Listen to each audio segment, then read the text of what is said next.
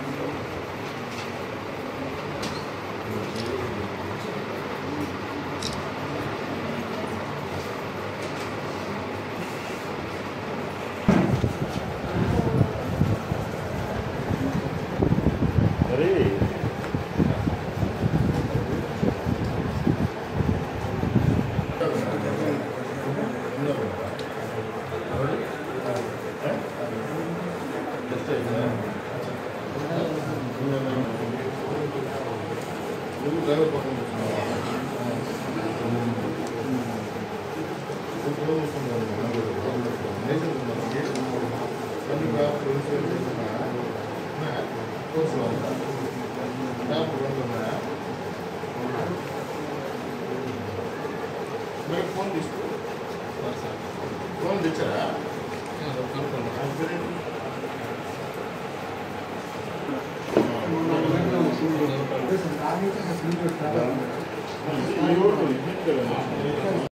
నమస్కారం సార్, నేను వెంకటగిరి ఎస్ఐని.